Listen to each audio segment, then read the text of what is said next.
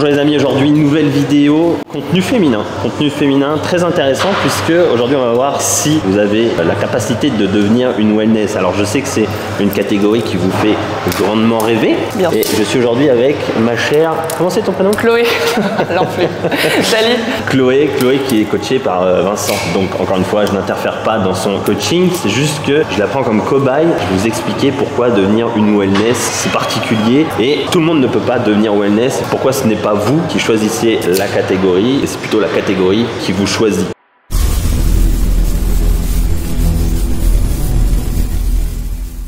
Donc elle mesure 1m67, donc là on va regarder, on va se focaliser sur les jambes, le reste on s'en bat les couilles. On va déjà évidemment mesurer la longueur de jambe.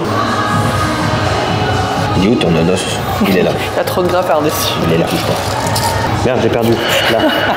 97 cm de jambes. 97 cm de jambes sur 1m67, autant vous dire qu'évidemment, elle a les jambes longues. De toute façon, ça se voit très bien, puisque sa crête est ici, si vous regardez bien. Elle a ça de buste et tout le reste en jambes. Donc déjà, ça part mal, puisque la quasi-totalité des wellness, voire la totalité à haut niveau, ont les jambes relativement courtes. Et surtout, le fémur court. Donc là, on va regarder, mais si vous regardez bien, il n'y a même pas besoin de mesurer. Il y a ça de fémur et le tibia est tout petit. Il est vraiment tout petit.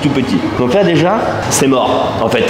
C'est mort, à mon sens, attention, puisqu'évidemment les quadriceps, forcément, alors elle n'est pas à poil, mais il est très haut son quad.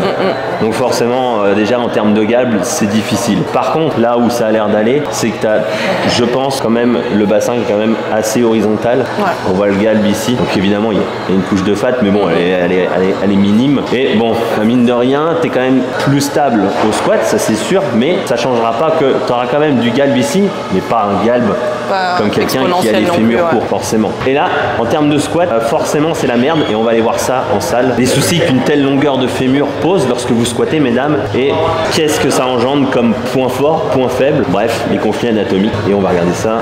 Oui, ok, on va regarder ça. Allez, c'est parti. Let's go.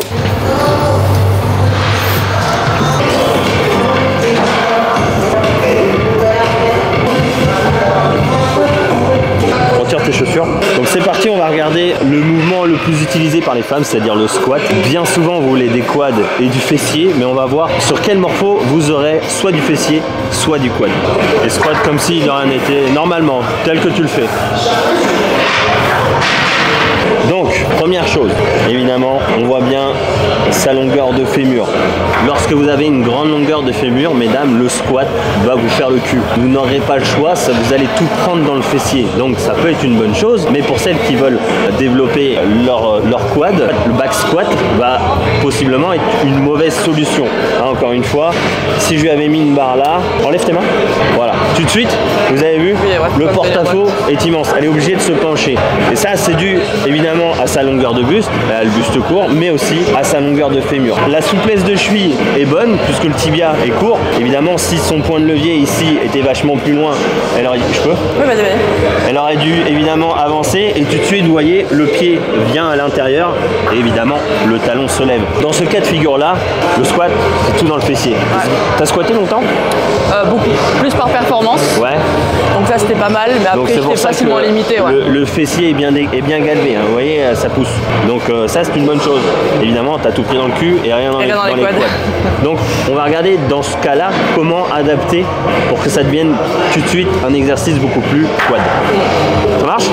Donc, particularité de chez Chloé, elle a les genoux, en fait, le fémur rentre et le tibia ressort, ok? Donc en fait elle a les genoux qui se serrent et si elle serre les pieds joints, c'est pas naturel chez elle. Donc ça, faut le prendre en compte, faut faire attention et forcément dès que vous allez squatter, évitez de serrer les genoux au maximum. Donc il va falloir ouvrir les hanches et faire un mouvement possiblement un petit peu plus ouvert en cherchant un petit peu les adducteurs.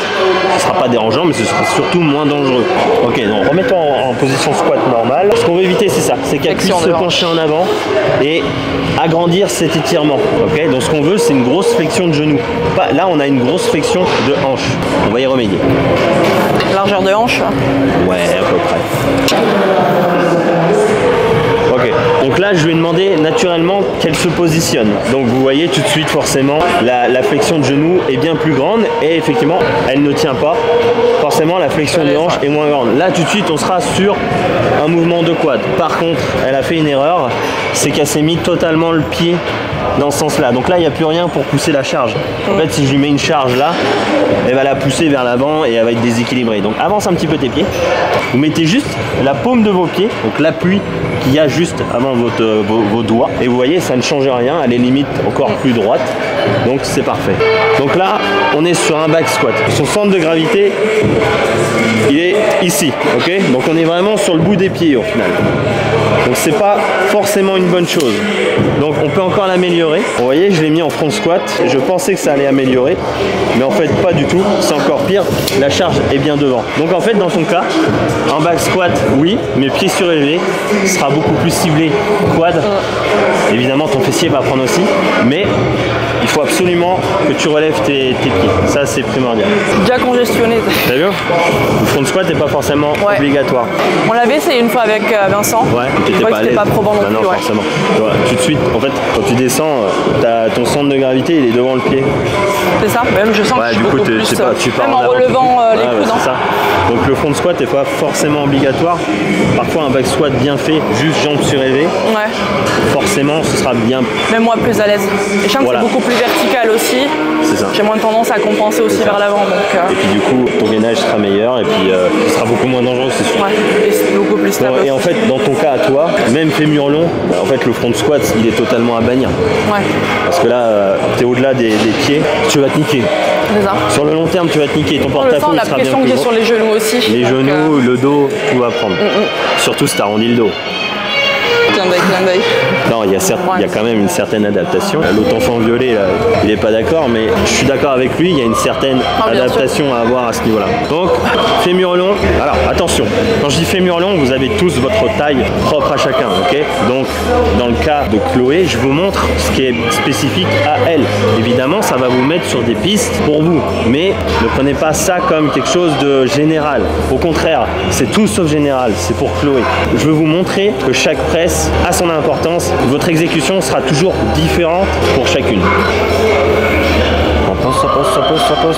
Ok, donc là vous voyez, au final, long fémur, on revient comme un back squat tout à l'heure.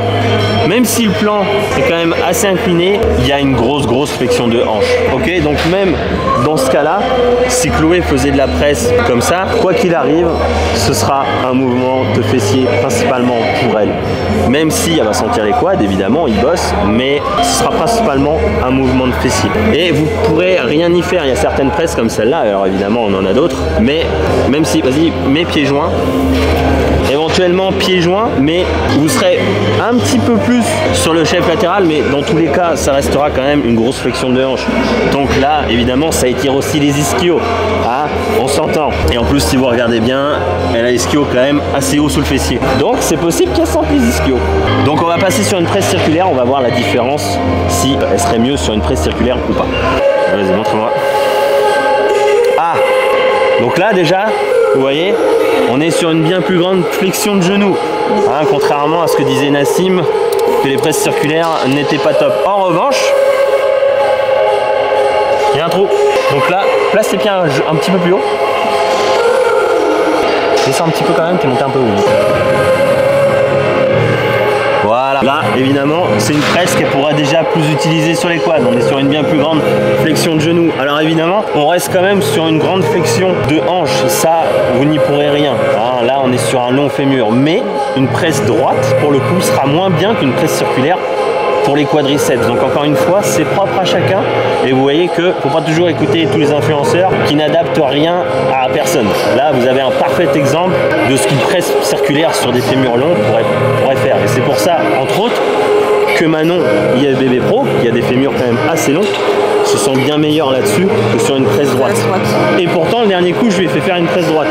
Ok, donc là, on est sur un hack squat. Alors, vous allez voir qu'au final, c'est certainement le meilleur exo, et je vais vous montrer pourquoi. Le meilleur exo, attention, dans le cas de Chloé, mais dans beaucoup de cas de fémur long, ce sera principalement l'exo roi du quadriceps, pour le coup. Voilà, pause. T'es C'est parfait? Nickel. Nickel. Vous voyez pourquoi c'est l'exo-roi? La flexion de hanche, il n'y en a pas du tout. Il y en a une, mais elle est beaucoup moins grande que sur une presse où elle avait les genoux dans les épaules. Et là, on a une très grande flexion de genoux. On est sur un mouvement de quad parfait. En plus de ça, on utilise bien plus ton droit fémoral, donc ton quad anti-boss dans sa globalité. Donc ça, c'est certainement, s'il y a un exo à faire, si tu l'as, et je crois que tu l'as, Iron Gym, c'est celui-là qu'il faut travailler. Oh, tu vois ça avec Vincent. Mais à mon sens, c'est celui-là qu'il faut travailler. En plus, vous voyez, elle est parfaitement positionnée. Je demande le peuple. Donc, pour finir là-dessus, c'est pas parce qu'il y a du squat qu'il faut forcément le faire. C'est pas parce qu'il y a du front squat qu'il faut forcément le faire. La presse, c'est pas parce qu'il y en a une qu'il faut forcément la faire. Le hack squat, c'est pas forcément qu'il y en a une qu'il faut le faire. Chaque exercice a sa spécificité pour une morphologie. Donc, faites attention à ça. Mesdames, si vous voulez des quads, augmentez toujours votre flexion de genou, limitez votre flexion de hanche, choisissez bien vos exos et travaillez. Merci Chloé. Reste là-dessous. Merci à toi. On se voit dimanche? On se voit dimanche. Tu seras pas là? Je suis déjà parti. J'ai zéro pression sur les genoux à tout ça là.